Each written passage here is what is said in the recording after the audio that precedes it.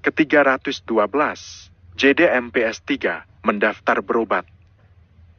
2 hari kemudian, tang, ting, tang, ting.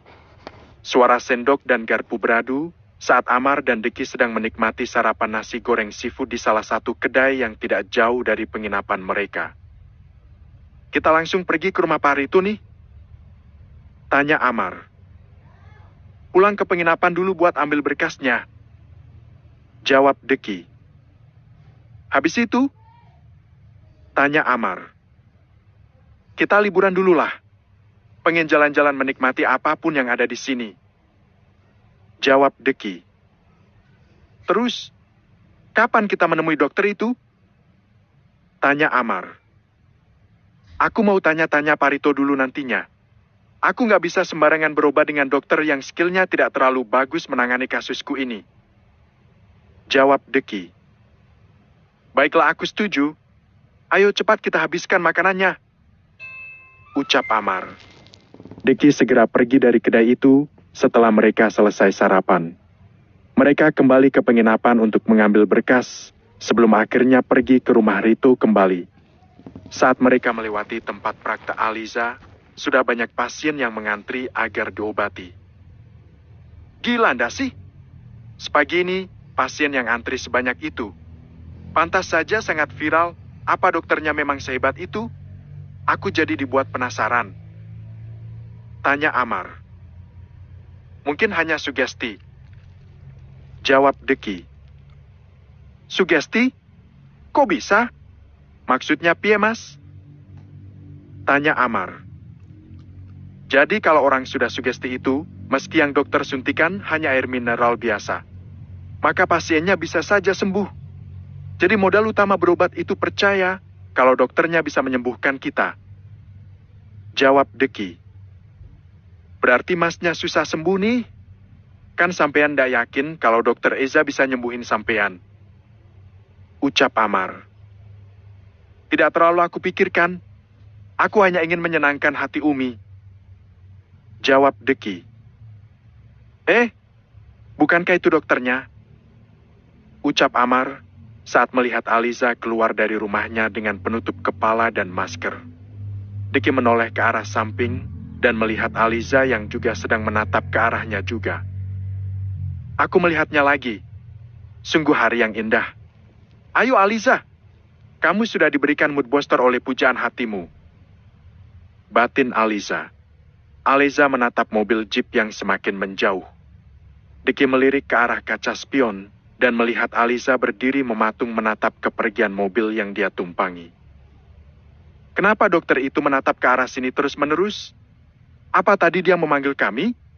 Tapi aku rasa telingaku nggak tuli dan tidak mendengar dia manggil sama sekali. Batin Deki. Aliza kemudian berbalik badan dan berjalan ke arah tempat prakteknya. Deki melihat Aliza yang berjalan santai berlawanan arah dengannya. Sesampai di tempat praktek, Aliza disambut antusias oleh pasien yang sejak subuh sudah menunggu dirinya. Seorang perawat yang membantu Aliza memberikan daftar jumlah pasien, lengkap dengan nomor antrian dan alamat tinggal mereka. Aliza bisa melihat yang berobat datang bahkan dari luar Kalimantan. Saya ucapkan terima kasih banyak atas antusias kalian yang ingin mencoba pengobatan dari saya.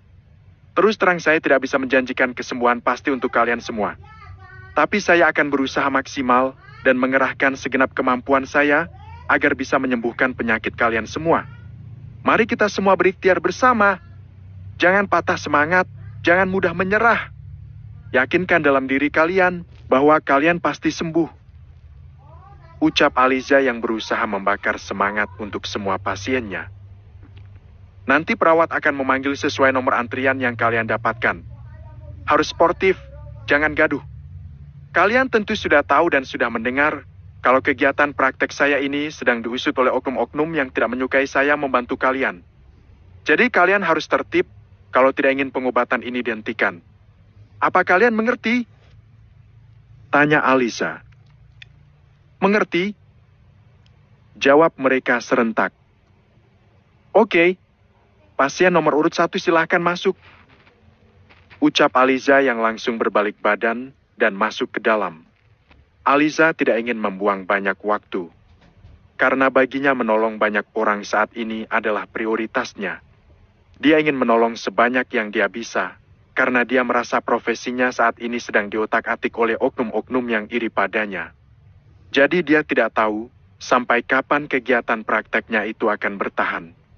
Sedangkan izin praktek yang dia ajukan saat ini belum keluar dan terkesan dipersulit.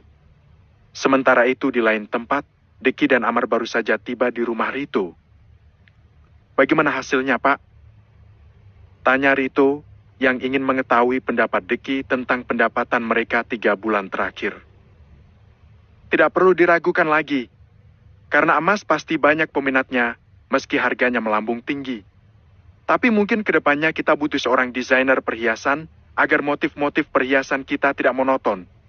Setelah aku baca riwayat barang keluar, yang paling banyak keluar itu emas mentah alias yang belum cetak. Berapa persen perbedaan harga antara keduanya? Lebih untung mana jual mentah atau yang sudah dicetak? Tanya Deki. Sama saja. Kalau belum dicetak, kita tidak perlu membayar jasa ahli cetak.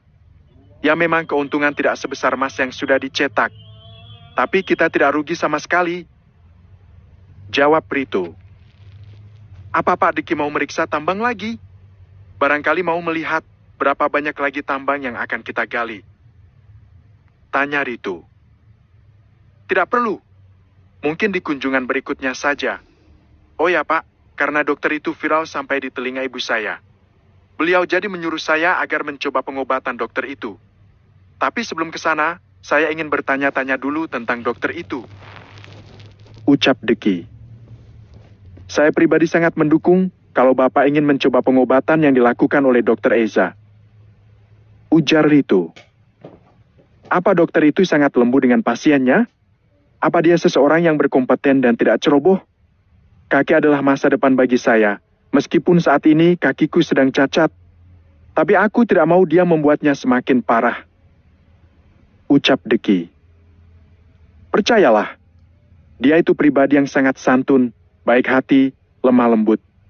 Kalaupun dia sedikit keras, tapi pasti sesuai porsi dan keadaan. Dia itu sangat berbakat, dia selalu mendapat peringkat di sekolahnya. Sejak SD hingga SMA, bahkan kuliah pun dia mendapatkan gelar cum laude.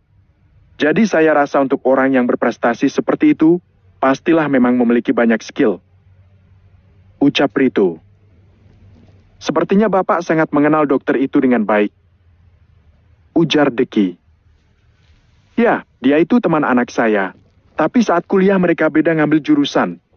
Dia ngambil dokter, sedangkan anak saya kuliah bisnis di Australia. Sekarang Eza sudah mau menikah. Anak saya pasti kecewa. Soalnya dia belum tahu dan sepertinya dia juga menyukainya. Ucap Rito sembari tersenyum hambar. Berarti memang bukan jodohnya. Mungkin Barakza memang jodoh terbaik yang dipilihkan Tuhan untuk dokter itu. Ucap Deki. Tapi sebenarnya saya pribadi tidak setuju kalau Eza menikah dengan Bara, meskipun pemuda itu kaya raya. Dia dijodohkan oleh ayah tirinya yang selalu mengambil keputusan untuk kehidupan gadis itu. Ucap Rito. Ayah tiri? Tanya Deki. Ya, sebenarnya aku tidak ingin bicara soal aibnya, tapi kisah gadis ini sangat menyedihkan sejak dia berada dalam kandungan. Ibunya hamil di luar nikah, dan yang menghamilinya tidak mau bertanggung jawab. Dehen sejak dulu menyukai ibu Eza, hingga mau menikahi Suhanza meskipun sedang mengandung benih dari laki-laki lain. Jawab Rito. Tapi tentu saja yang dicintai hanya ibunya saja, sementara Eza sendiri dibesarkan apa adanya. Sampai adik Eza lahir, buat cinta dari Suhan dan Dehen. Kepedihan itu malah semakin parah. Sahani dan Eza sangat dibedakan dalam segi apapun. Aku juga tidak mengerti kenapa Suhan sangat takut membelah putrinya. Mungkin dia takut dicerai karena sekarang dia sudah yatim piatu. Dia tidak peduli saat Dehen memarahi Eza meski hal sepele. Bahkan terkadang dia juga ikut memarahinya. Dan dia akan selalu berlari ke sini untuk bercerita dengan anak saya. Sambung Rito. Pokoknya sangat sedih kalau ingat kisah gadis itu. Dia tumbuh dan dibesarkan oleh alam. Karena kalau dia menginginkan sesuatu, dia harus bekerja keras dulu agar mendapatkannya. Saat SMA dia merantau ke Jakarta dengan jalur beasiswa. Aku tidak tahu bagaimana caranya dia bertahan hidup, karena dia seolah dibiarkan begitu saja. Tidak terurus, tidak terawat. Sampai saat dia lulus dari SMA dan kembali ke sini, kami melihat kulitnya sudah hitam kusam. Padahal dia memiliki kulit asli yang sangat bening alami. Dia memiliki mata berwarna hijau yang sangat indah. Dia sangat cantik dan manis. Ucap Rito. Mata berwarna hijau? Tanya Deki. Ya, lebih tepatnya iris berwarna hijau. Jawab Rito. Apa orang tuanya ada yang berasal dari Eropa? Amerika Eropa? Atau Jerman misalnya? Setauku orang Asia tidak ada yang memiliki iris mata berwarna hijau. Tanya Deki. Pengetahuan Anda cukup baik, Pak Deki. Eza bilang ibunya pernah mengatakan kalau almarhum ayahnya berasal dari Amerika. Jawab Rito. Oh, jadi ayahnya sudah meninggal. Ucap Deki. Ya, mungkin itu karma, karena dia tidak mau bertanggung jawab. Jadi dia meninggal kecelakaan. Ujar Rito. Bagus juga kalau dia cepat menikah dengan Bara. Jadi gadis itu ada yang menjaganya. Ucap Deki. Saya tidak yakin, Pak. Saya tahu betul siapa keluarga Exam. Wanita urusan sepele bagi mereka. Asal mereka bosan, mereka bisa membawa gadis mana saja untuk naik ke atas ranjangnya. Sementara istri pertama hanya dijadikan pencetak anak dan pajangan rumah. Aku sudah bicara dengan Eja agar dia menolak perjodohan itu. Tapi dia tidak berdaya. Ayah tirinya ingin agar Eza berbakti setelah dia menghabiskan banyak biaya kuliah untuk Eja ke luar negeri. Dehen ingin menagihnya dengan cara dia menyetujui lamaran dari Bara Exam. Ujar Rito. Aku jadi penasaran dengan gadis itu. Kisah hidupnya lumayan menarik. Jika aku memiliki keterbatasan gerak, dia memiliki keterbatasan tidak jauh berbeda. Dia mungkin memiliki kaki, tapi untuk melangkah ayah tirinya yang memberikan komando. Dia bisa berjalan, tapi kebebasannya direnggut paksa. Dan hidupku jauh lebih enak daripada hidup seperti itu. Batin Deki. Apa Bapak memiliki masker? Saya butuh satu untuk mendaftarkan diri saya ke sana saat pulang dari sini. Tanya Deki. Tunggu sebentar. Ucap Rito. Rito masuk ke dalam untuk mengambil masker yang dibutuhkan Deki. Setelah itu, Deki dan Amar pamit pergi dan mampir ke tempat Aliza melakukan praktek. Perawat yang membantu Aliza melihat kedatangan Deki dan Amar. Gadis berusia 22 tahun itu menyambut mereka dengan ramah. Ada yang bisa kami bantu, Pak? Tanya perawat. Saya mau mendaftar berobat. Jawab Deki. Maaf, Pak. Kalau untuk hari ini nomor antrian dibatasi hanya 50 orang. Kalau Bapak mau, Bapak bisa datang besok. Bapak bisa memegang nomor antrian yang ke-15, karena nomor 1 sampai 14 sudah ada yang mengantrinya. Ucap perawat. Baiklah, saya ambil nomor antrian ke-15. Apa ada biaya registrasi? Tanya Deki.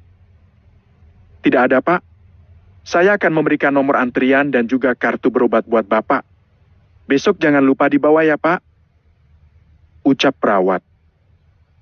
Dengan nomor antrian segitu, sebaiknya jam berapa saya datang ke sini? Tanya Deki. Jam segini sudah nomor antrian yang ke-26. Sekarang sudah jam 11 lewat 35 menit. Jadi sebaiknya Bapak datangnya pagi saja. Jawab perawat. Baiklah. Saya akan datang lagi besok. Ucap Deki. Kalau begitu bisa beritahu saya nama, usia, dan nomor ponsel Bapak?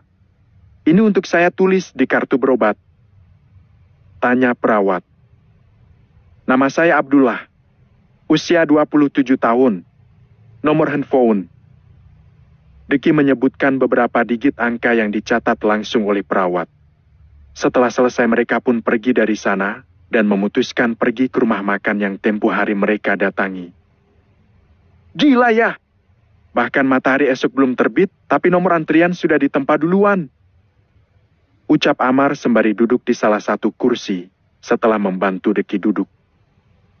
Sepertinya pengobatan banyak yang berhasil. Entah kalau untuk kasus seperti kakiku ini. Ucap Deki. Kasihan juga dokter itu. Untuk menjadi seorang dokter hebat, langkahnya harus berdarah-darah dan banyak mengeluarkan air mata.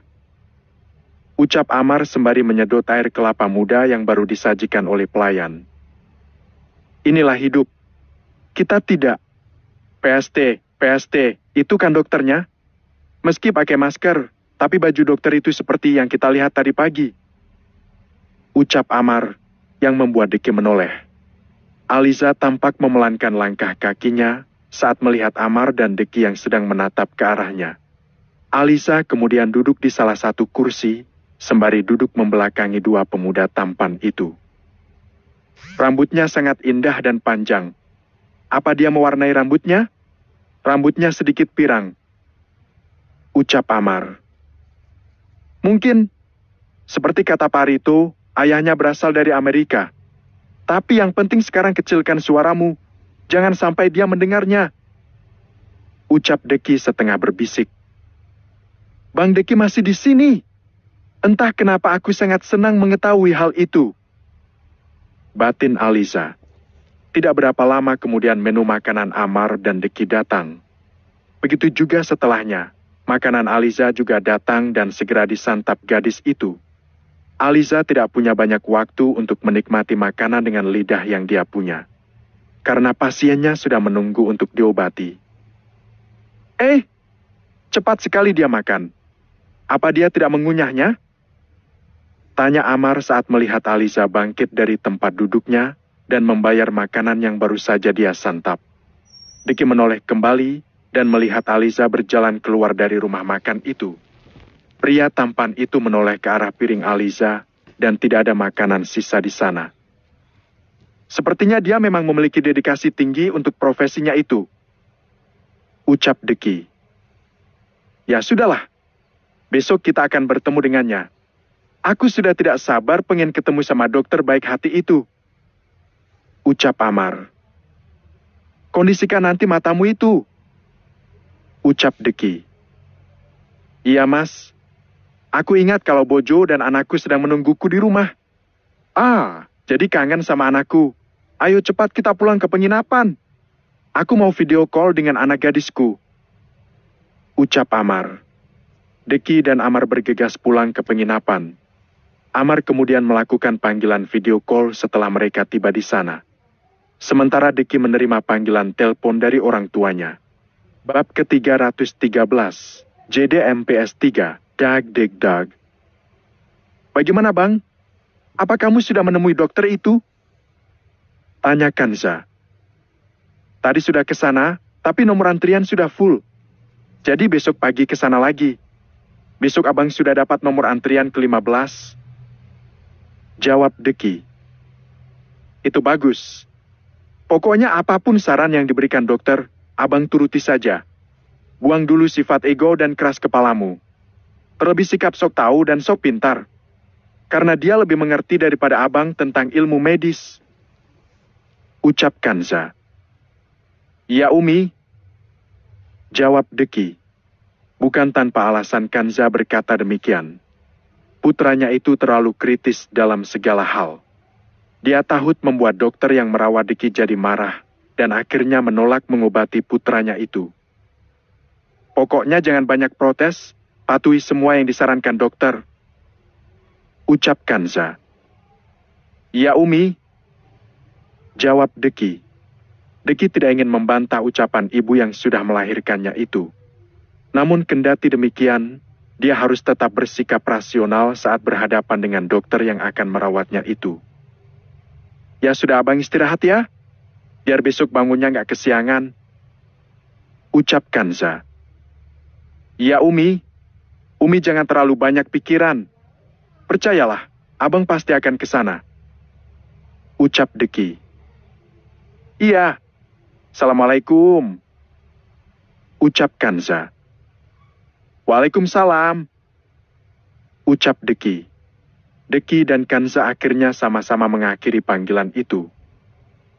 Hah, akhirnya harus nyoba lagi, kritis lagi, dan pada akhirnya lockout juga.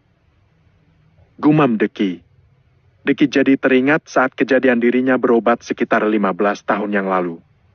Tiap dokter tempat dirinya berobat dipusingkan dengan banyak protes, kritikan, dan interupsi dari Deki. Deki ingin mendapatkan penanganan yang serius agar kakinya cepat sembuh. Sudah video calnya? Tanya Deki. Sudah. Lepas sudah rasa rinduku pada princesku. Jawab Amar. Apa di sini tidak ada tempat spa? Rasanya tubuhku pegal sekali. Tanya Deki. Sepertinya tidak ada. Besok kita tanya sama dokter itu saja. Dia tahu betul daerah sini bukan? Ucap Amar. Ya sudahlah, aku mau sholat zuhur dulu. Habis itu aku mau tidur siang. Rasanya sangat capek sekali. Ucap Deki. Deki kemudian melaksanakan ibadah zuhur. Setelah itu pemuda tampan itu pergi tidur siang. Keesokan paginya Deki dan Amar bersiap pergi, ingin menemui dokter yang akan merawat kakinya. Sesampai di sana seperti hari kemarin, Deki dan Amar melihat banyak pasien yang datang ingin berobat. Namun karena Aliza datang jam 8, tentu saja Deki dan Amar jadi sedikit bosan menunggu. Itu sakit kaki nyebar ke pipi ya, Pak? Tanya Amar dengan konyol. Pasalnya pria yang ada di sampingnya itu menempel koyo di pipinya. Bukan, Pak. Saya sudah 3 hari demam dan sakit gigi. Jadi mau coba berobat ke dokter Eza. Katanya pengobatannya sangat manjur. Sudah gila warga desa ini. Sudah tahu dokter kaki, malah suruh ngobatin sakit gigi. Tinggal ambil palu, preteli semua sisa gigi yang ada. Gerutu Amar. Sementara Deki jadi mengulum senyumnya saat mendengar gerutuan Amar. Tidak berapa lama kemudian Aliza tiba dengan masker menutupi wajahnya. Rambut panjang gadis cantik itu diikat menjadi satu bagian. Mungkin dia tidak ingin rambutnya itu mengganggu aktivitas saat dia sedang bekerja. Aliza tampak melihat jumlah pasien yang akan dia tangani hari ini. Dan itu selalu melebihi kuota setiap harinya. Seperti biasa Aliza akan berdiri di hadapan semua pasiennya untuk memberikan mood booster pada orang-orang yang sangat membutuhkan dukungannya saat ini. Selamat pagi, selamat datang di balai pengobatan kami yang sederhana. Sebelumnya saya ucapkan terima kasih banyak atas antusias kalian yang ingin sembuh dan jauh-jauh datang ke sini hanya ingin mencoba pengobatan kami. Ucap Aliza. Seperti biasa saya akan memperingatkan kalian terlebih dahulu. Berobat dengan saya tidak mesti harus sembuh semua. Saya cuma perantara dan manusia biasa yang juga memiliki kekurangan. Untuk itu bagi yang mencoba dan tidak sembuh, jangan berkecil hati lalu menyerah. Ingatlah satu hal, bahwa penyakit apapun bisa diobati, kecuali kematian. Jadi meski gagal di sini, kalian bisa mencobanya di tempat lain. Kejar sampai ke ujung dunia, jangan kalian menyerah dan pasrah begitu saja. Sambung Aliza. Dokter yang bijak. Batin Deki. Apa kalian semangat hari ini? Ayo teriakan yang keras. Semangat. Teriak Aliza. Semangat. Semua pasien ikut berteriak, termasuk Deki yang tanpa sadar juga mengikuti kata itu. Aliza tersenyum di balik maskernya dan kemudian menghembuskan nafas lega. Baiklah pasien nomor 1 langsung masuk. Ucap Aliza. Aliza kemudian berbalik badan dan kemudian masuk ke dalam. Saat Aliza masuk, Deki bolak-balik melihat jam di pergelangan tangannya. Ini satu orang yang dia tangani sudah memakan waktu 20 menit dan itu pun belum keluar sampai sekarang. Lalu sampai berapa lama kita harus menunggu di sini? Tanya Deki yang perlahan mulai rewel. Sabar ya mas. Yang ngantri juga bukan mas sendiri. Coba mas bayangkan, yang mendapat nomor antrian ke-50. Mungkin itu akan sampai larut malam. Dokter Iza saja bisa menahan capek demi menolong orang banyak. Ucap Amar, yang membuat Deki jadi terdiam. Setelah menunggu cukup sabar, akhirnya nomor antrian Deki dipanggil juga. nomor antrian 15. Seru perawat. Deki yang dibantu Amar mendorong kursi roda ke arah meja pendaftaran. Kartu berobatnya ditunjukkan ya, Pak. Nanti saat pasien di dalam keluar, baru giliran Bapak masuk. Ucap perawat. Setelah menunggu hampir 15 menit, pintu ruang dokter terbuka. Seorang pasien keluar dengan senyum di bibitnya. Amar kemudian mendorong kursi roda untuk masuk ke dalam. Selamat siang. Alisa berbalik badan saat mendengar suara kursi roda yang didorong. Namun dia tidak menyangka kalau pasien itu adalah Deki sang pujaan hati. Dengan gerakan cepat Alisa berbalik badan lagi dan segera menyembunyikan gelang yang ada di pegelangan tangannya ke dalam saku bajunya. Siang, Dok. Sapa Amar. Siang, Pak. Apa yang bisa saya bantu? Atau Bapak keluhkan saja apa yang Bapak rasakan selama ini? Ucap Alisa yang kemudian duduk di kursinya. Saya ingin berobat. Apa Anda bisa menjamin kesembuhan saya? Tanya Deki dengan sombongnya. Mungkin kalau Bapak mendengarkan arahan saya tadi pagi, saya sudah mengatakan kalau saya tidak bisa menjaminkan kesembuhan siapapun. Saya cuma bisa berusaha semaksimal mungkin. Jawab Alisa. Tapi, pring, pring, pring. Ponsel Deki berdering dan memotong ucapan pemuda tampan itu. Umi menelpon di saat yang tidak tepat. Mana pakai video call segala lagi. Tapi kalau tidak diangkat, nanti dia mengira aku berbohong dan menghindar. Apa aku harus menerima panggilan ini? Batin Deki. Angkat saja. Siapa tahu itu penting. Ucap Alisa sembari berpura-pura sibuk dengan ponselnya. Padahal jantungnya saat ini sedang berdebar kencang. Bagaimana tidak? Meski jarak mereka dipisahkan oleh sebuah meja, tapi dia masih bisa mencium aroma tubuh dari pujaan hatinya itu.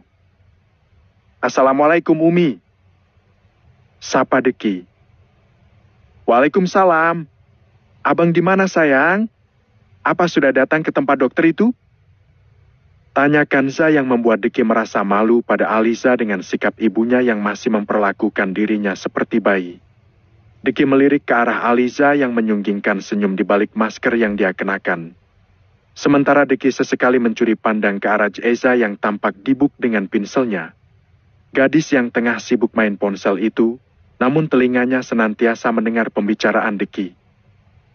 Abang lagi di tempat praktek dokter itu Sekang Mi. Tapi sepertinya abang gak jadi berobat, dokternya sama sekali tidak meyakinkan.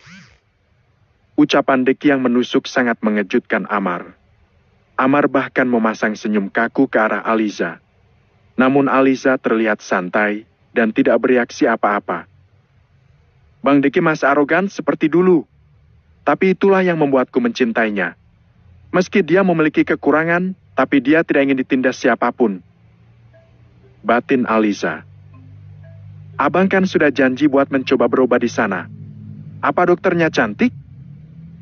Tanya Kanza yang membuat wajah Deki dan Alisa sama-sama bersemu merah.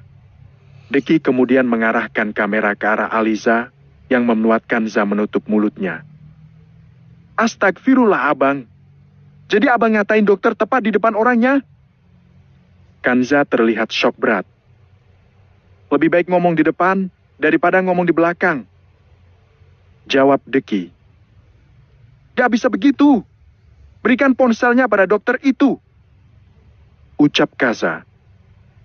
Tapi Mi, pokoknya berikan.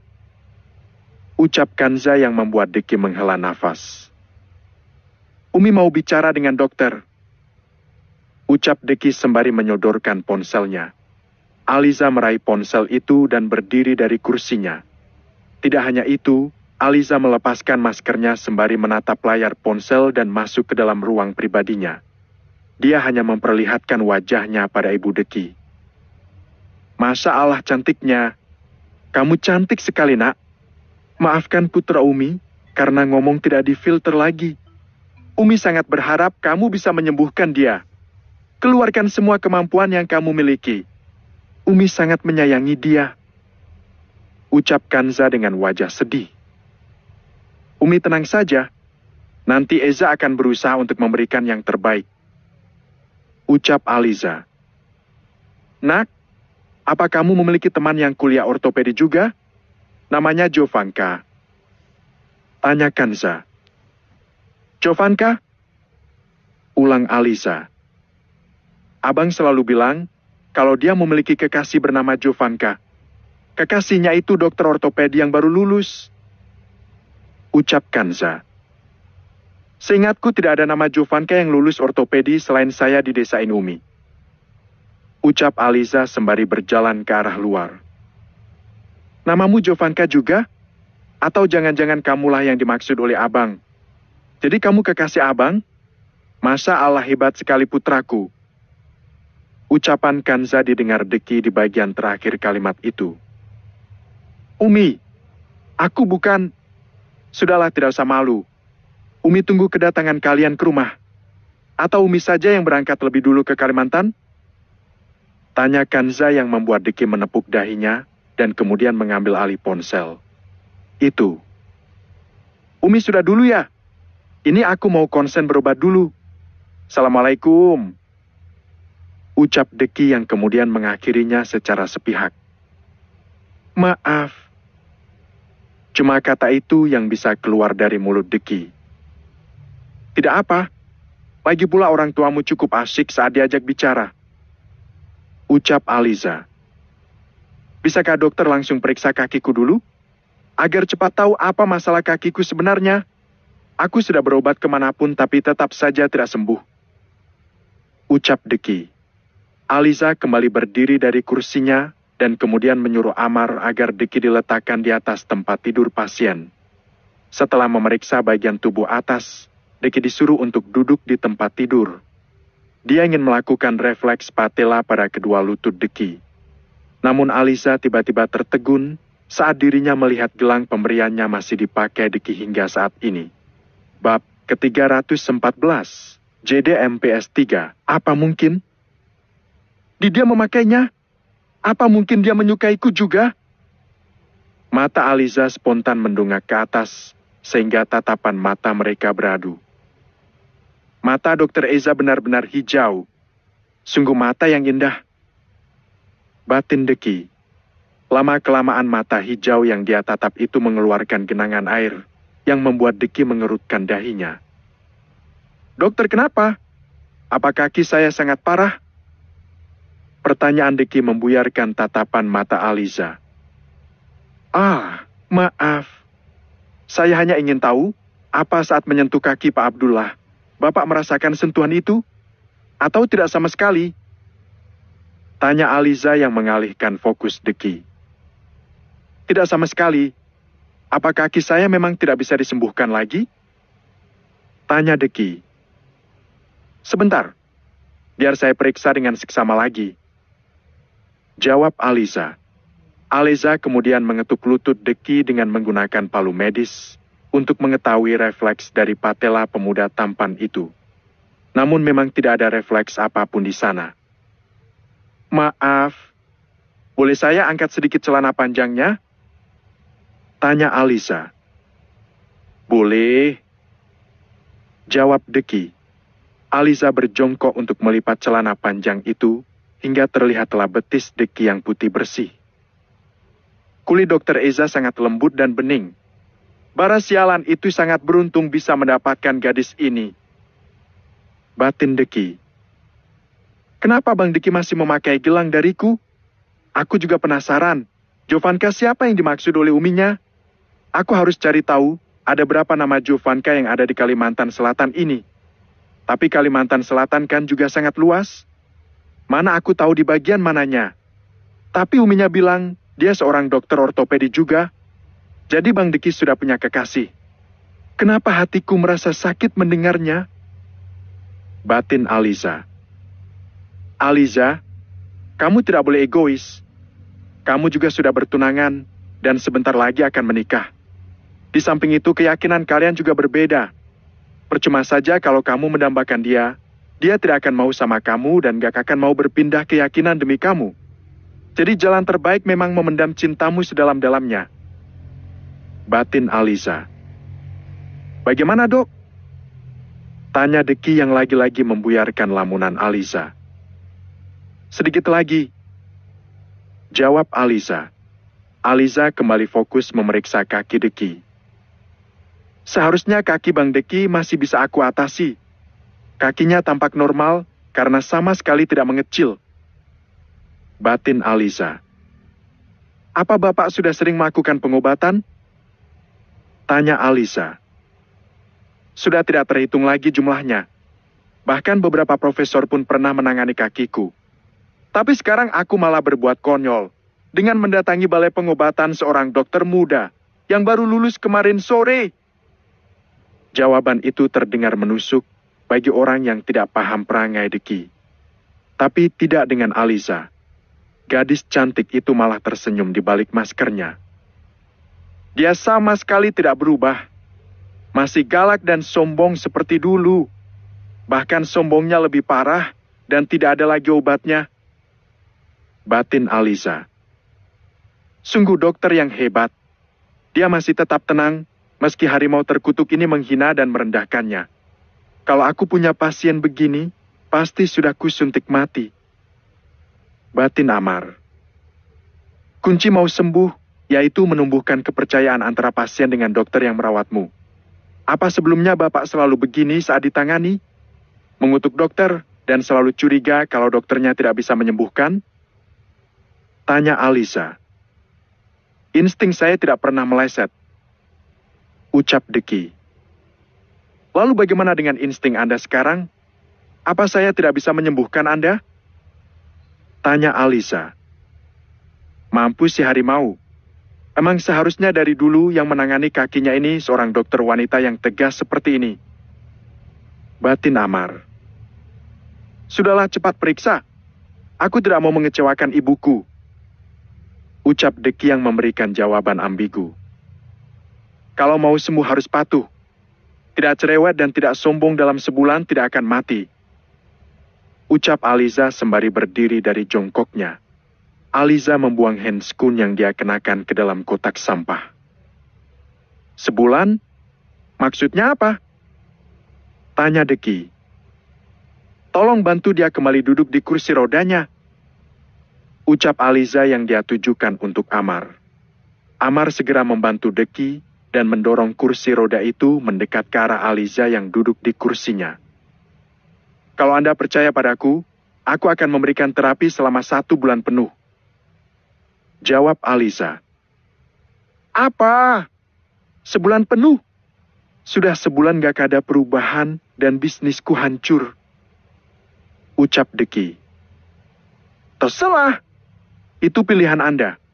Kalau Anda merasa pintar, tentu Anda tahu kalau pengobatan seperti ini tidak bisa sembuh dengan instan.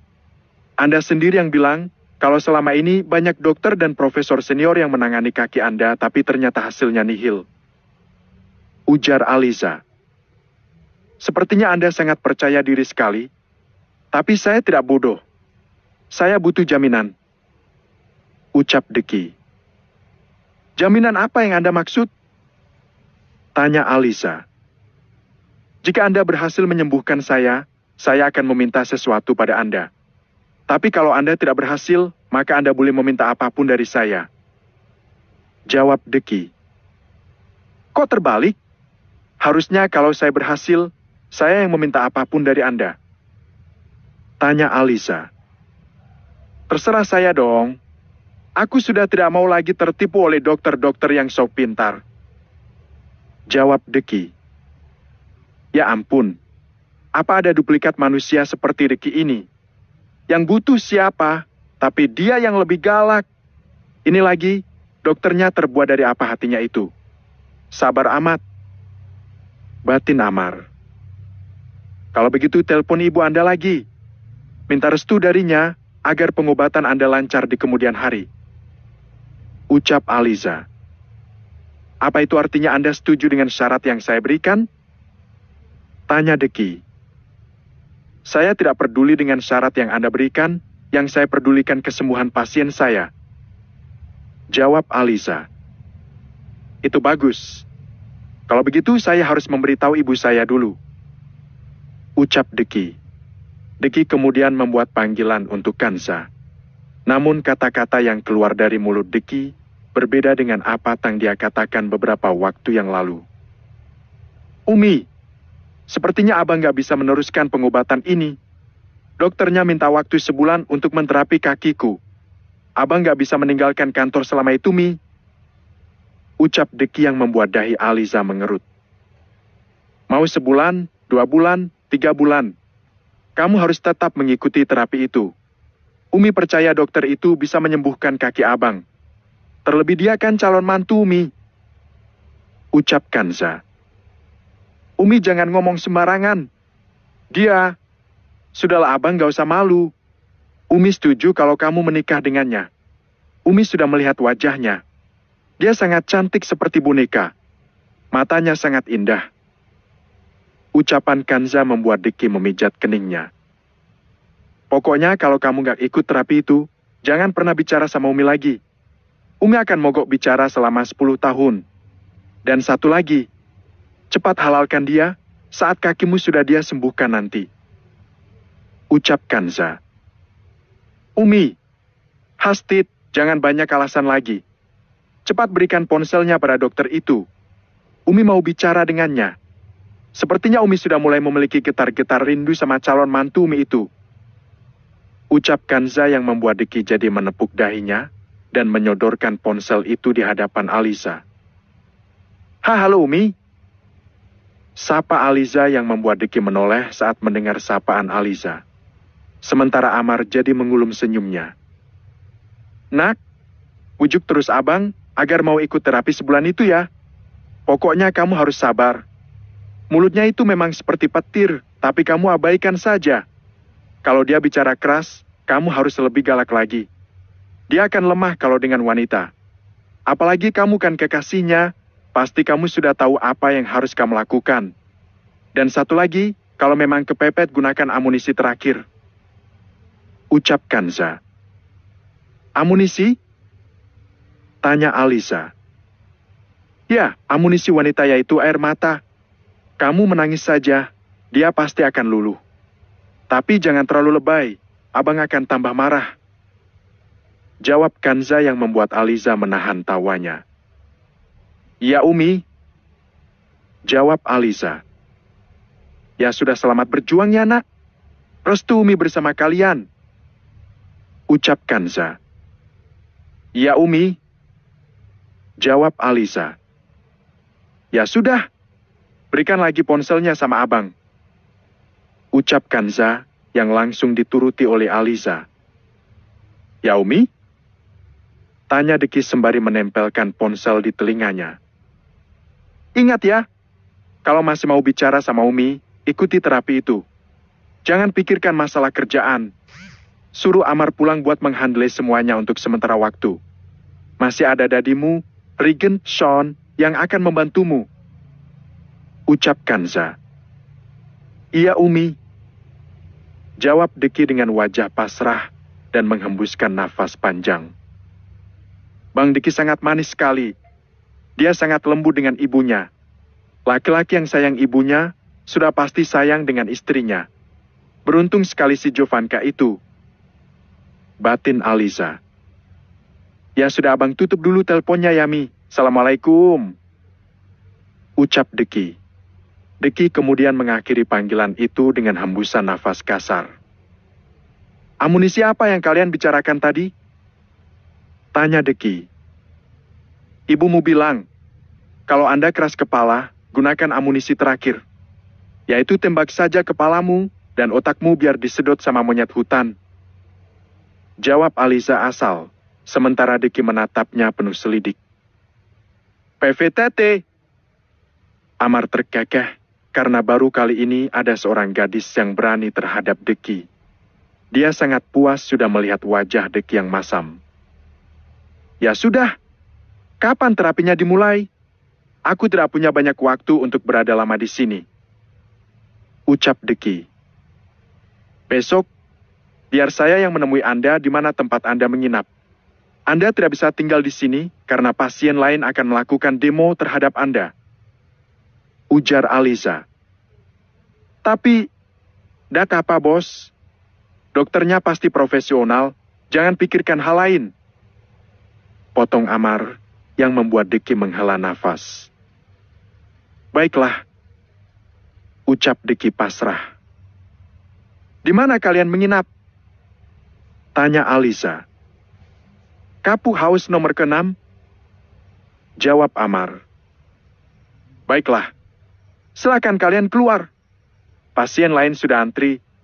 Bapak sudah membuang waktuku selama 10 menit dari target 30 menit menangani pasien. Ucapan Aliza membuat Deki melongo, sementara Amar mengulum senyumnya. Dokter ramah dari mananya? Katanya dia baik hati dan lemah lembut. Semua itu omong kosong. Gerutu Deki sembari mendorong kursi rodanya ke arah pintu. Kalau saya kembali ke Jakarta nanti, tolong titip sahabat saya ya, Dok. Dokter harus bersabar menghadapi dia. Tapi dokter jangan khawatir, dia itu sebenarnya orang yang sangat baik hati. Hanya mulutnya saja yang pedas seperti cabai rawit. Ucap Amar. Saya akan berusaha semaksimal mungkin. Ucap Aliza. Permisi. Ucap Amar. Amar kemudian melangkah keluar, menyusul Deki yang keluar lebih dulu. Aliza tersenyum, irama jantungnya sudah kembali normal kembali. Aliza mengingat dengan baik aroma wangi dari Deki saat dia berdekatan dengan pujaan hatinya itu. Sementara itu Deki menunggu Amar di dekat mobil jeep yang mereka sewa. Setelah membantu Deki naik ke atas mobil, mereka pun meluncur pergi dari tempat itu dan pergi menuju rumah makan di mana mereka biasa makan. Dokter Iza cantik ya? Ucap Amar. Mana aku tahu, wajahnya saja ditutupi masker. Siapa tahu pakai masker karena giginya tonggos. Jawab Deki yang membuat Amar terkekeh. Gak mungkinlah tonggos. Pak Rito saja bilang dia itu cantik sempurna. Ucap Amar. Kan standar selera orang beda-beda. Kalau melihat dari matanya, dia memang gadis yang cantik. Tapi gak tahu wajahnya juga ikutan hijau atau tidak. Ucap Deki. Lah kenapa jadi wajahnya ikutan hijau? Tanya Amar. Barangkali dia keturunan buto hijau, atau titisan siluman ular hijau. Jawab Deki yang lagi-lagi membuat Amar terkekeh. Sampean itu ada-ada aja. Sampean itu harus bersikap baik sama dia. Kalau sampai menyakiti hati dokternya, bisa jadi dia dendam dan sampean disuntik mati sama dia. Ucap Amar. Mencoba nakutin aku, gak mempan marfuah. Ucap Deki. Tidak berapa lama kemudian mereka pun sampai dan menikmati makan siang di sana. Dan seperti biasa pula Aliza juga menikmati makan siang di tempat itu. Ada dokter cantik? Ucap Amar yang membuat Deki menoleh. Suruh gabung sama kita yuk. Sambung Amar. Tidak perlu. Belum apa-apa dia sudah menceramahiku. Jawab Deki. Aliza melihat keberadaan Amar dan Deki, langsung menganggukkan kepala tanda menyapa. Dan seperti biasa pula, Aliza mengambil posisi dengan membelakangi dua pemuda tampan itu. Setelah menikmati makan siangnya, Aliza kemudian segera kembali ke balai pengobatan miliknya. Kasihan juga jadi dokter itu. Dia tidak menikmati makanannya dengan benar, karena tidak ingin pasiennya menunggu terlalu lama. Aku bahkan menghitung dengan jam tanganku, kalau dia hanya menghabiskannya dalam waktu 3 menit saja. Ucap Amar. Kurang kerjaan sekali kamu, Mar. Ujar Deki. Oh ya, jadi aku bagaimana nantinya, Mas? Apa aku tetap di sini selama sebulan? Tanya Amar. Kalau kamu di sini sebulan, perusahaanku akan gulung tikar. Besok kamu kembali saja ke Jakarta. Aku tidak apa-apa sendiri di sini. Jawab Deki. Lah? Gimana kalau Mas butuh apa-apa? Makanan misalnya. Tanya Amar. Aku bisa menyewa jasa koki di sini buat masakin aku. Kamu tidak usah khawatirin itu. Jawab Deki. Baiklah kalau begitu. Lagi pula aku merindukan princesku. Ucap Amar. Bilang aja kangen sama amaknya. Gitu sok jadikan anak sebagai tameng. Ucap Deki. Mas tahu aja. Ucap Amar sembari cengar-cengir. Oh ya, kita lupa. Jam berapa dokter itu akan datang mengobati Mas besok? Tanya Amar. Kemungkinan sore. Kalau pagi dia pasti mengobati orang. Jawab Deki. Benar juga. Pasien sebanyak itu, apa dia menyelesaikannya sampai malam hari?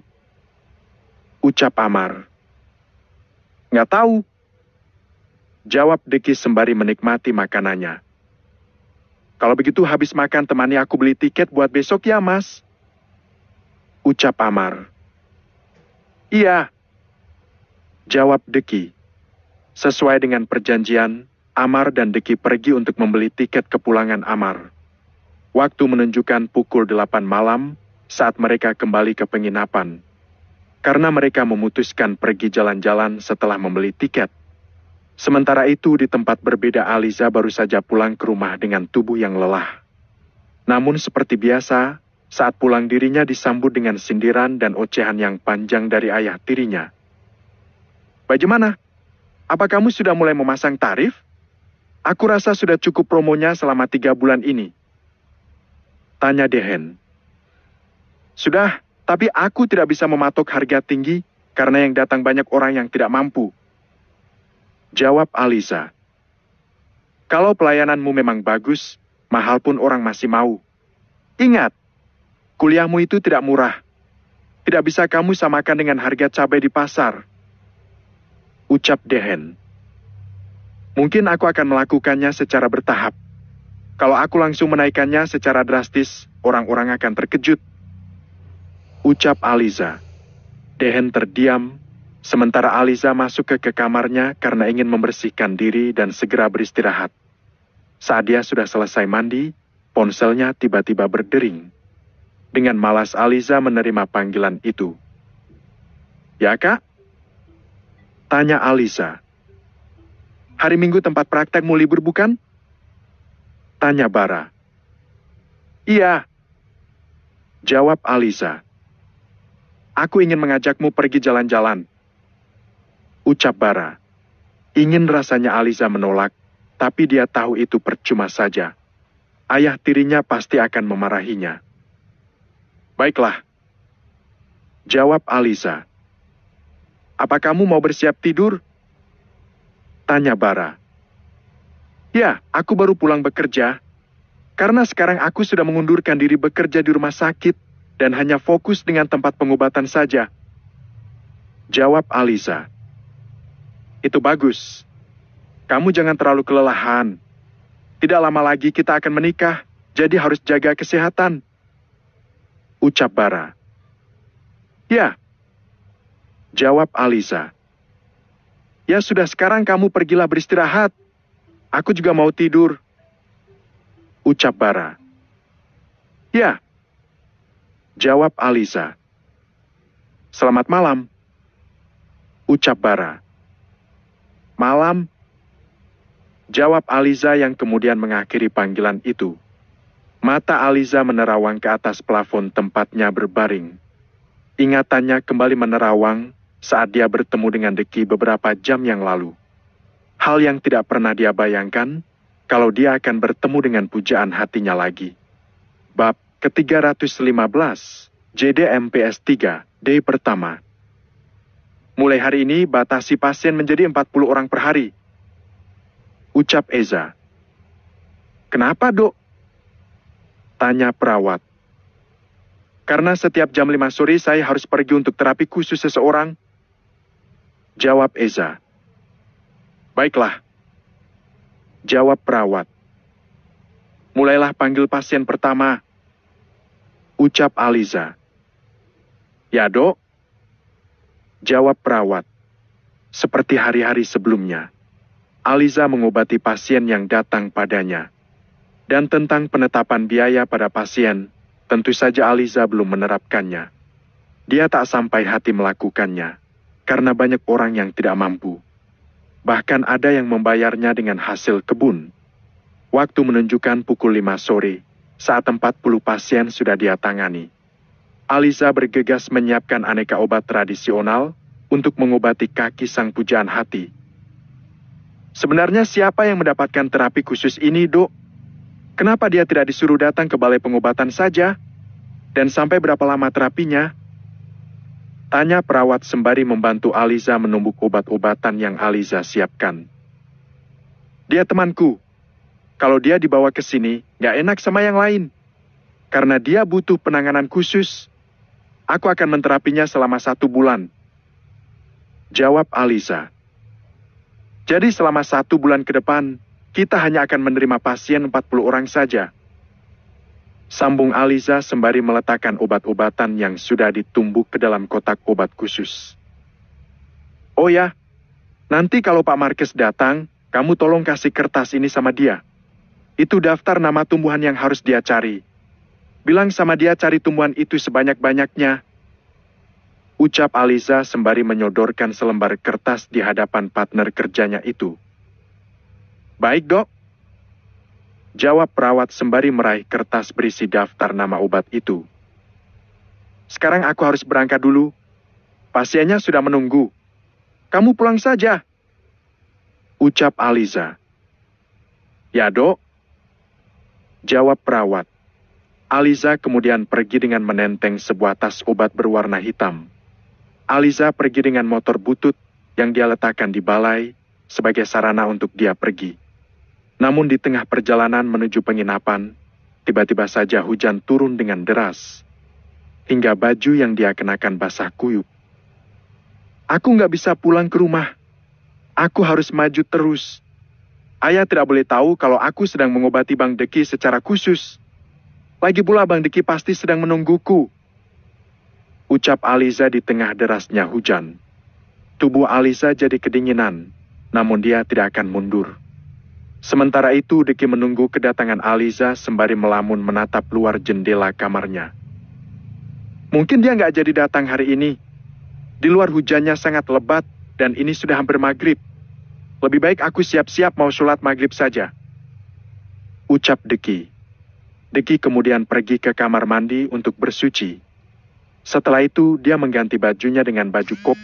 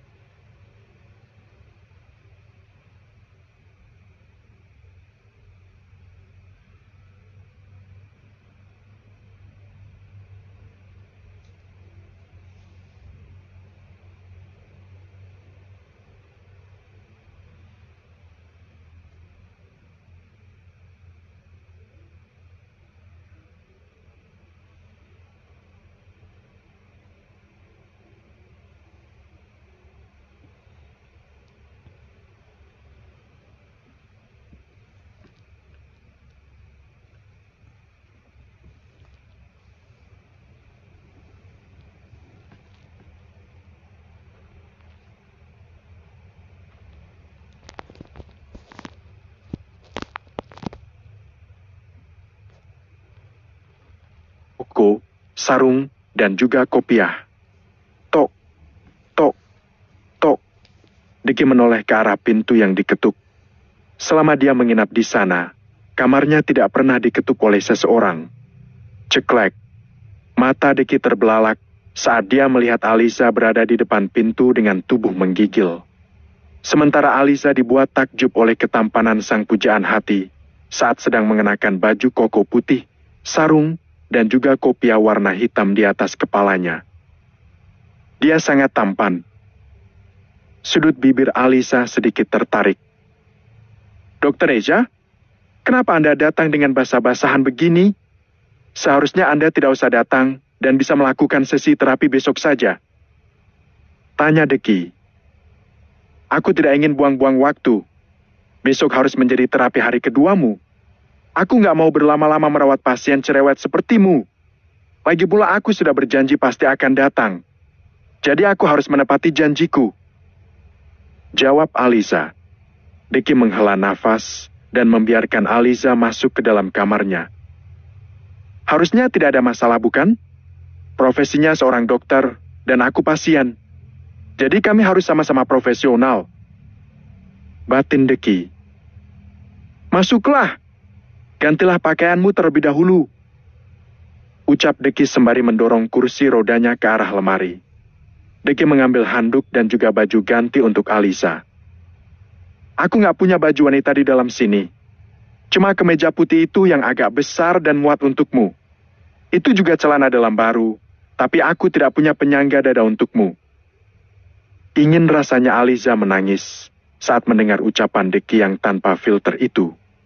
Sebagai seorang wanita, tentu saja dia merasa malu. Tapi Aliza sekuat hati menahan malunya dan bersikap biasa saja. Terima kasih. Ucap Aliza sembari meraih handuk dan juga pakaian dari tangan Deki. Setelah masuk kamar mandi, Aliza langsung membersihkan diri dengan menggunakan air hangat. Tubuhnya merasa jauh lebih baik dan tidak kedinginan lagi. Aduh, baju ini terlalu pendek. Pahaku terlihat dengan jelas. Tapi aku tidak punya pilihan lain. Bajuku masih basah. Aku nggak mungkin pakai baju basah ini. Gumam Aliza. Kecuali masker ini. Aku harus tetap pakai masker. Aku nggak mau dia sampai mengenaliku. Batin Aliza. Ceklek. Aliza perlahan membuka pintu kamar mandi. Deki yang baru selesai sholat menoleh ke arah Aliza yang saat ini sedang berdiri sembari meremas tangannya satu sama lain. Ah, sial! Kenapa dia terlihat menggoda dengan baju itu? Deki memalingkan wajahnya yang terasa memanas. Bolehkan aku meminjam sisirmu? Tanya Aliza. Ambil dalam laci lemari. Ucap Deki. Aliza berjalan ke arah lemari dan mengambil sisir dari dalam laci. Gadis itu kemudian melepaskan handuk dari atas kepalanya, hingga rambut panjang nan pirangnya tergerai indah. Mata Deki tidak berkedip melihat apa yang Aliza lakukan sejak tadi. Sampai dia tersadar dan segera beristighfar. Ini tidak benar. Kenapa jantungku berdebar-debar melihatnya? Batin Deki. Deki berbalik dan mencoba sibuk dengan ponselnya. Apa kita bisa mulai sesi terapinya? Tanya Aliza dari arah belakang punggung Deki. Deki berbalik badan dan dia melihat Aliza sudah berada di hadapannya. Kini pria itu jadi fokus menatap bagian dada Aliza yang tidak menggunakan penyangga sama sekali. Dia bisa melihat kalau kedua benda di dalam sana sangat membusung karena sedikit penuh di bagian sana. Ah, mata sialan. Aku jadi fokus ke situ karena tahu dia nggak pakai pengaman gunung. Apa-apaan kamu Deki? Kamu nggak biasanya seperti ini. Batin Deki. Kamu nggak show. Kata-kata Deki terhenti saat melihat kalung berbentuk salib di leher gadis itu. Jadi dia seorang Nasrani. Batin Deki. Apa kamu memeriksaku dengan menggunakan masker basah itu? Kenapa harus pakai masker? Apa aku menjijikan? Apa aku bau? Deki mengalihkan pertanyaannya. Bukan begitu. Kamu bilang harus menumbuhkan rasa kepercayaan antara dokter dan pasien. Di sini nggak ada orang lain selain kita. Apa kamu masih ingin menggunakan masker itu? Kalau ya, aku tidak mau meneruskan sesi terapi ini lagi. Ucap Deki. Duh, bagaimana ini? Bagaimana kalau dia mengenaliku? Dulu aku memang menggunakan soft lens. Rambutku juga aku cat warna hitam. Aku melakukannya agar aku tidak terlihat berbeda dengan teman-temanku. Kalau dia sampai mengenalku, apa dia masih mau aku obati? Batin Aliza. Apa yang dipikirkan oleh otak dokter galak ini? Batin Deki. Mau tak mau aku harus mencari keberuntungan. Mau bagaimana lagi? Aku sudah sampai ke tahap ini. Batin Aliza. Perlahan kemudian Aliza melepaskan maskernya. Deki sangat takjub melihat kecantikan yang Aliza miliki. Cantik sekali. Dia benar-benar seperti boneka hidup. Batin Deki. Mampus. Dia menatapku seperti itu. Dia pasti mengenaliku dan ingin memarahiku sekarang. Siapkan telingamu, Aliza. Seperti beberapa tahun yang lalu, dia akan kembali menghinamu dan memarahimu. Batin Aliza. Tunggu. Kenapa aku merasa pernah bertemu dengannya? Tapi di mana ya? Sepertinya aku sudah dibuat mabuk oleh kecantikan gadis ini. Batin Deki. Apa kita pernah bertemu sebelumnya? Entah mengapa aku seperti pernah melihatmu sebelumnya. Tanya Deki. Aliza diam-diam menghembuskan nafas lega, karena Deki tidak mengenalinya alias lupa padanya. Anda pria kesekian yang modus berpura-pura seperti pernah mengenalku. Ucapan Aliza membuat Deki terbelalak. Hei, aku nggak modus. Jangan sok cantik. Ucap Deki tidak terima. Iya, kamu modus, dan aku sama sekali tidak termakan dengan bujuk rayu pria hidung belang sepertimu. Lede Aliza yang membuat Deki jadi meradang. Aku bukan pria hidung belang, kamu jangan. Hasti, jangan galak-galak. Aku cuma bercanda. Ucap Aliza sembari menempelkan jari telunjuknya di depan bibir Deki.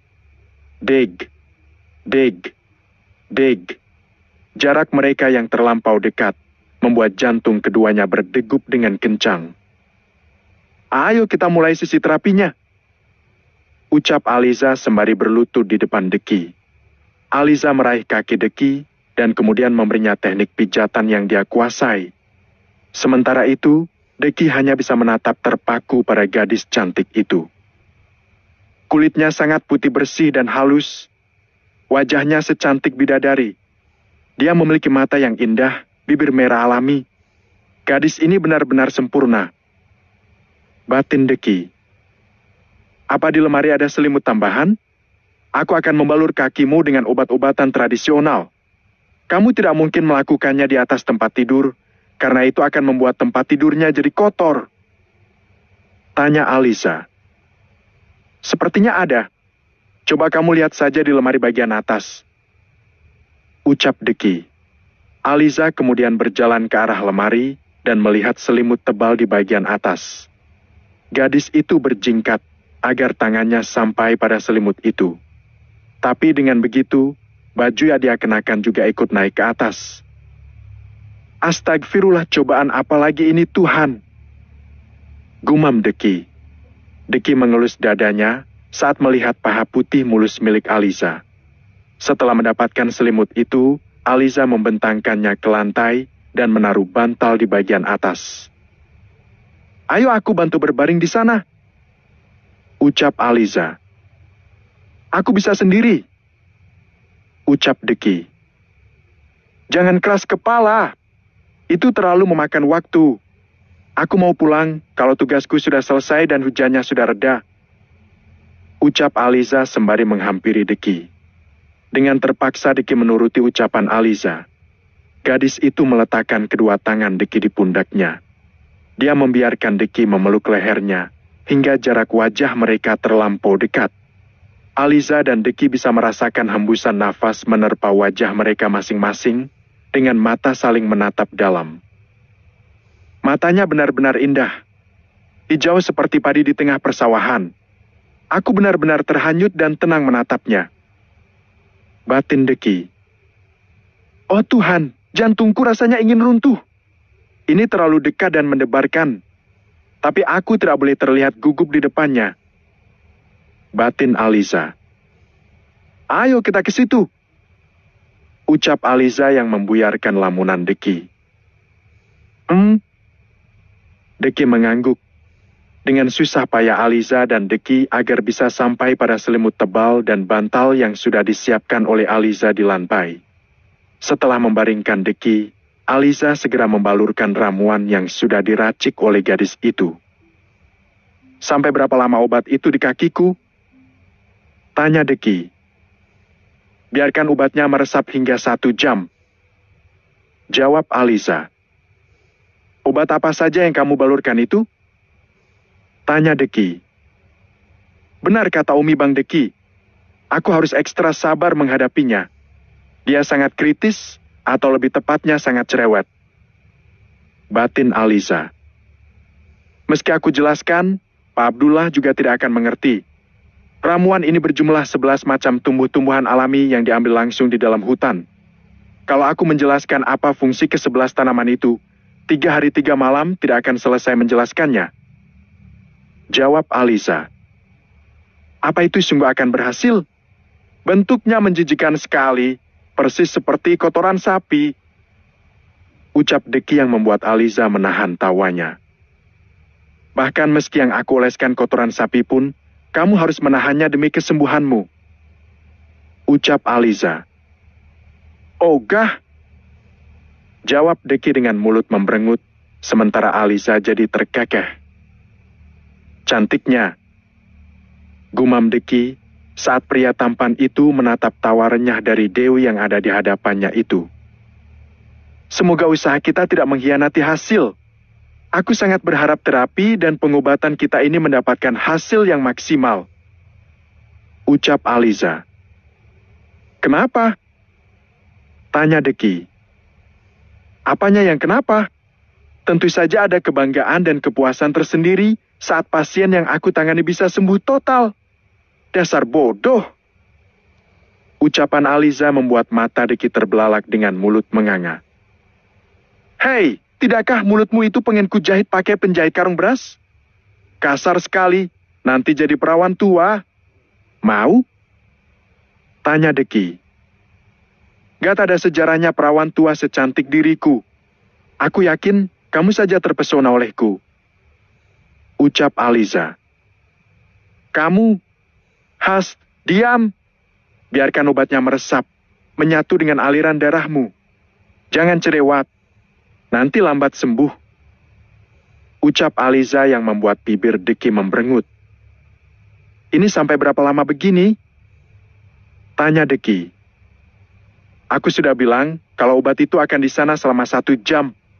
Jadi kamu bisa memejamkan mata selama 1 jam. Jawab Aliza. Aku nggak mau tidur. Ucap Deki. Terserah saja. Kalau begitu biarkan aku meluruskan pinggangku dulu.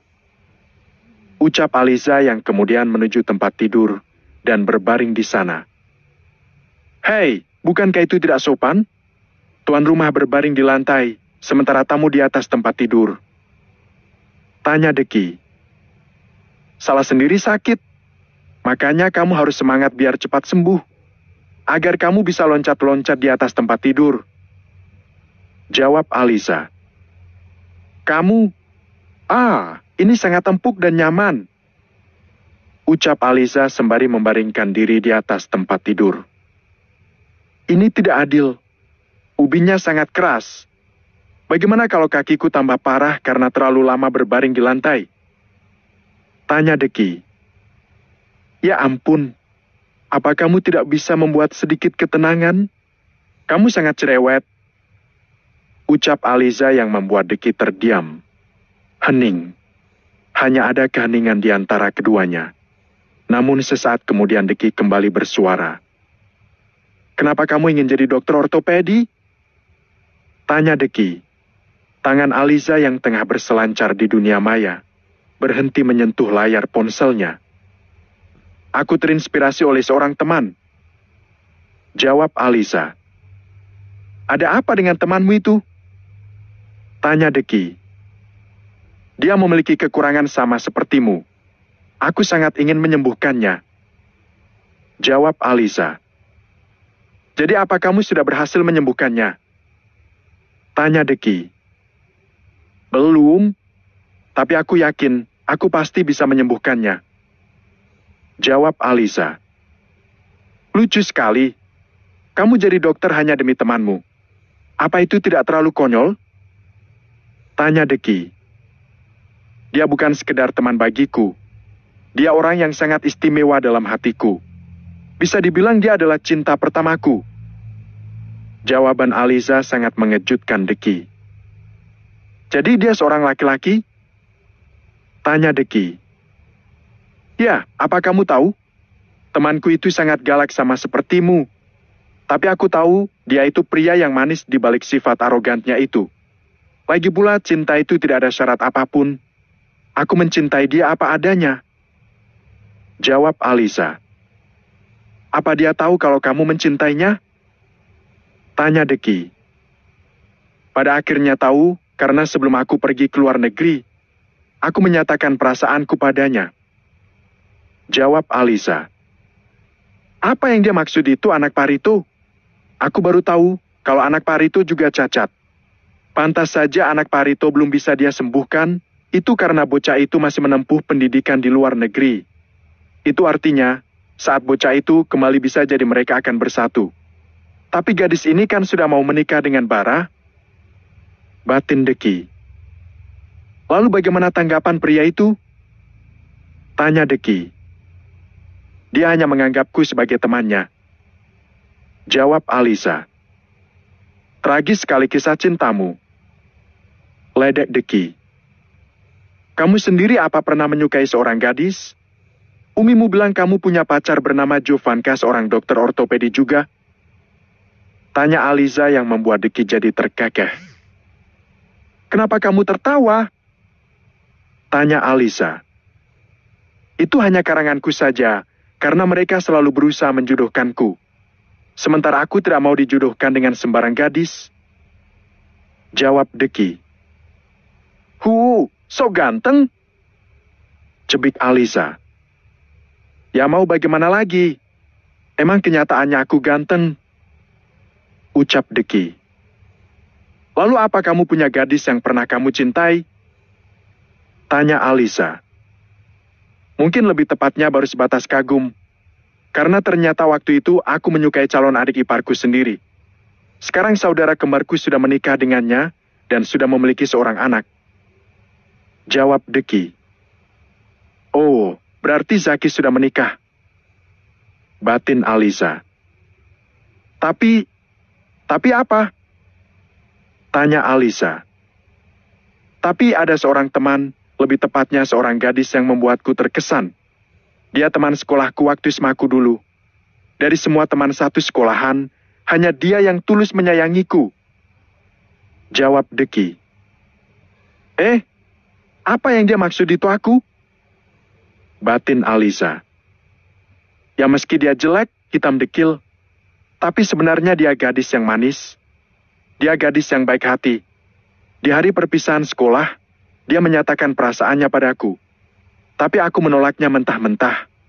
Aku juga menghinanya. Ucapan Deki membuat Alisa jadi gondok. Kenapa? Apa karena dia jelek, hitam dekil? Tanya Alisa. Bukan begitu. Sebenarnya itu hanya alasanku agar dia menjuhiku. Meski dia jelek hitam dekil, tapi aku sangat merasakan ketulusannya. Dia punya kedua kaki yang sempurna. Seandainya kami saling menyukai, belum tentu keluarganya menerimaku. Dia masih bisa mendapatkan pria sempurna dan lebih segalanya. Di masa depan aku sudah bisa membayangkan kalau aku akan merepotkannya. Jawab Deki. Jadi sebenarnya kamu juga menyukai gadis itu? Tanya Alisa. Aku tidak tahu. Tapi yang pasti aku nyaman saat bersamanya. Bahkan selama 1 minggu perpisahan kami, aku tidak bisa tidur karena memikirkannya. terutama memikirkan kata-kataku yang kasar dan selalu menghinanya. Jawab Deki. Kenapa kamu bersikap begitu? Dia pasti sangat terluka. Tanya Aliza. Aku tahu sudah melukainya, tapi para sepupuku akan meledekku setiap hari kalau aku berdekatan dengannya. Tapi yang terpenting aku menyelamatkannya dari musuhku. Jawab Deki. Menyelamatkannya dari musuh? Tanya Aliza terkejut. Fakta satu ini belum dia ketahui sama sekali, dan dia sangat penasaran. Namanya Coki. Dia musuh bebuyutanku. Suatu hari saat di toilet, aku mendengar dia bersama teman-temannya membuat rencana besar di toilet. Karena aku dekat dengan gadis itu, dia berencana menyekapku di gudang bersama gadis itu. Dia ingin memfitnah kami melakukan hubungan mesum di gudang sekolah. Sejak saat itu, aku menolak makanan yang diberikan gadis itu yang selalu dia buatkan setiap hari untukku. Bahkan aku sengaja melemparkan makanan itu di depan Coki, agar dia melihat kalau aku tidak dekat lagi dengan gadis itu. Jawaban Deki membuat hati Aliza mencelos. Tapi gadis itu bisa membencimu, ucap Aliza. Tidak masalah, aku sudah biasa dibully. Tapi gadis itu sangat polos dan tidak tahu apa-apa. Kalau kehormatannya sampai dipertanyakan, aku tidak bisa membayangkan seberapa besar kesedihan yang akan dia tanggung seumur hidupnya. Dia sangat baik hati. Dia tidak pantas mendapatkan hinaan sebesar itu. Jadi biarkan saja dia mendapatkan hinaan dari mulutku saja. Ujar Deki. Apa gadis itu bernama Aliza? Deki menoleh ke arah Aliza. Kenapa kamu bisa tahu? Tanya Deki dengan penuh selidik. Gelang di tanganmu ada nama Aliza. Jawab Aliza yang membuat Deki jadi tersenyum. Ya, ini gelang buatannya sendiri. Dia memberikannya di hari perpisahan sekolah. Ucap Deki. Kenapa kamu masih memakainya? Apa kamu sering bertemu dengannya? Tanya Aliza. Aku tidak tahu kenapa aku tidak mau melepasnya. Bahkan aku tidak memperbolehkan siapapun menyentuh gelang ini. Jawaban Deki membuat mata Aliza berkaca-kaca. Aku tidak tahu di mana dia sekarang. Aku bahkan lupa bagaimana wajahnya. Karena aku tidak pernah menatapnya lagi dengan benar, sejak aku memutuskan berpura-pura memusuhinya. Sambung Deki. Kenapa? Tanya Aliza. Karena aku tidak sanggup melihat kesedihan di matanya. Aku tahu diam-diam dia sering menangis karena ulahku. Dan hatiku merasa buruk melihatnya. Jawab Deki. Pes. Air mata Aliza menetes di pipinya. Secepat kilat dia menyeka air matanya, karena tidak ingin Deki melihat air matanya itu. Sepertinya kamu juga mencintai gadis itu, ucap Aliza. Benarkah? Amar juga bilang begitu. Tapi setelah aku pikir-pikir mungkin saja tanpa aku sadari, aku juga sudah menyukainya. Bukankah kata orang cinta itu tidak punya syarat apapun?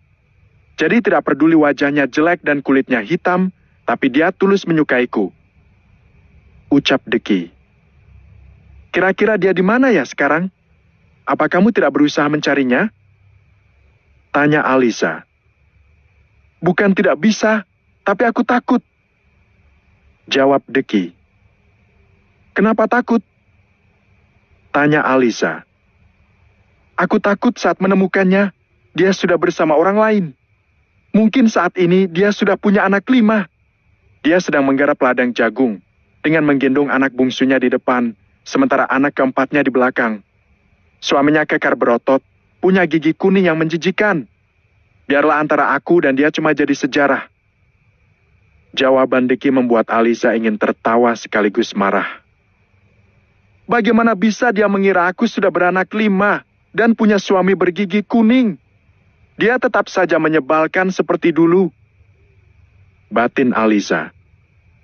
Apa kamu yakin tidak menyesal?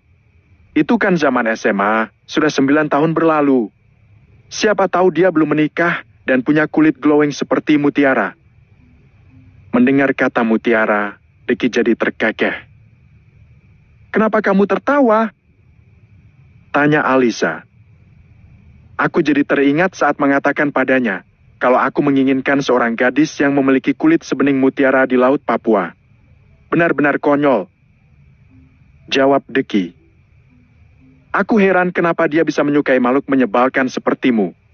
Seharusnya kamu itu ditimpuk saja pakai sepatu tiap hari, ucap Aliza. Itulah perbedaanmu sama dia sangat jauh. Aliza tidak pernah marah meskipun aku kasar padanya. Dia selalu berkata lemah lembut padaku. Dia mempunyai senyum yang manis dan giginya juga putih bersih. Kalau aku mengantuk di perpustakaan, dia selalu mengajakku ke taman dan bercerita banyak hal di sana, ujar Deki. Aneh sekali. Kamu banyak berkomunikasi, tapi kamu melupakan wajahnya. Lalu bagaimana caramu menemukannya kalau begitu? Tanya Aliza. Lebih baik tidak usah dicari. Cukup simpan dia di dalam hati, jawab Deki. Aliza melihat jam di pegelangan tangannya, dan waktu sudah menunjukkan 1 jam setelah obat yang dia balurkan menempel di kaki Deki. Sudah 1 jam. Ayo kita belas kakimu dengan air hangat, ucap Aliza. Oke, jawab Deki. Aliza kembali membantu Deki duduk di kursi roda dan mendorongnya ke dalam kamar mandi. Setelah membelas kaki Deki dengan air hangat, Aliza mengeringkannya. Setelah itu, dia kembali memberikan pijatan-pijatan khusus dengan minyak dari tumbuhan khusus. Deki meraih ponselnya dan menghubungi koki penginapan agar dibuatkan 2 piring nasi goreng spesial dan juga 2 gelas jus alpukat. Selesai. Besok kita akan lanjutkan lagi terapinya, ucap Aliza. Bukankah besok hari Minggu? Harusnya kamu libur, tanya Deki. Tapi terapi kakimu tidak bisa berhenti selama sebulan penuh. Kalau berhenti, maka harus diulang dari awal lagi. Karena obat yang aku berikan berbeda-beda jenisnya dan juga khasiatnya. Jadi besok aku akan datang lagi, jawab Aliza. Tidak berapa lama kemudian seorang pelayan mengantar 2 piring nasi goreng dan jus. Deki dan Aliza menikmati makan malam itu sembari berbincang hangat. Setelah selesai, Aliza berpamitan pulang. Nanti saja pulangnya, kalau hujannya sudah reda.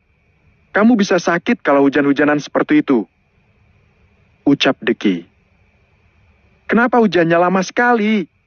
Ini sudah hampir jam 9 malam, ucap Aliza.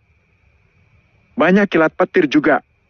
Gak lucu kalau kamu mati tersambar petir, ucap Deki yang membuat mata Aliza mengerling. Ya sudahlah, aku tunggu hujan reda dulu. Apa kamu mau kubantu berbaring di atas tempat tidur? Tanya Aliza. Tidak usah, biar aku sendiri saja, jawab Deki sembari menyeret tubuhnya ke arah tempat tidur, yang membuat Aliza sangat sedih melihatnya. Biar aku bantu, ucap Aliza sembari menahan bahu pemuda tampan itu. Deki menoleh ke arah Aliza dan kemudian mengangguk. Aliza kembali meletakkan kedua tangan Deki di bahunya dan perlahan mengangkat tubuh Deki agar berdiri bersamanya. Tatapan mata keduanya kembali beradu dengan jantung yang berdegup dengan kencang. Bruk, karena tidak kuat menahan beban yang berat, ditambah tempat tidur Deki tidak menggunakan dipan. Deki dan Aliza terjatuh dengan Aliza berada di atas tubuh pria itu. Mereka bahkan bisa merasakan hela nafas mereka masing-masing. Perasaan gila macam apa ini? Kenapa aku sangat ingin mencium bibirnya? Deki menelan ludahnya sendiri, karena saat ini hasratnya tiba-tiba saja muncul. Hasrat yang tidak pernah dia rasakan pada gadis manapun termasuk Masta. Maaf, apa kamu kesakitan? Tanya Aliza dengan canggung. Tubuhmu lumayan berat, sepertinya dosamu sangat banyak, jawab Deki untuk mencairkan suasana. Kamu ini sangat menyebalkan, ucap Aliza sembari memukul pelan dada Deki. Aliza bangkit dari tubuh Deki dan merapikan pakaiannya yang tersingkap. Aku lupa kalau aku belum sholat Isya. Bisakah kamu membawakan kursi roda itu ke sini? Kali ini kamu tidak boleh membantuku karena kamu bukan mahramku, ucap Deki. Aliza menuruti ucapan Deki. Setelah pemuda itu selesai berwudu dan sholat Isya, Deki kembali berbaring di atas tempat tidur. Berbaringlah di sampingku, sembari menunggu hujan reda. Aku janji tidak akan berbuat macam-macam, ucap Deki. Lagi pula bagaimana caramu macam-macam dengan kondisimu yang seperti ini? Lede Aliza. Jangan meremehkan pria cacat sepertiku. Bahkan aku bisa membuatmu bunting dan mengandung 3 anak sekaligus. Ucapan Deki membuat mulut Aliza menganga. Puk! Aliza menghampiri Deki di atas tempat tidur dan memukul lengan pemuda tampan itu. Apa kalau ngomong gak bisa disaring dulu? Kata-katamu sangat vulgar untuk bicara dengan seorang gadis. Tanya Aliza. Siapa suruh meremehkanku? Ucap Deki. Menyebalkan! Umpat Aliza sembari berbaring membelakangi Deki. Deki menarik selimut dan menutupi tubuh mereka berdua. Pemuda tampan itu hampir gila melihat paha Aliza yang mulus dan menggoda imannya itu. Lama tak bersuara, Deki mendapati Aliza tertidur lelap dengan sedikit mendengkur. Bab ke-316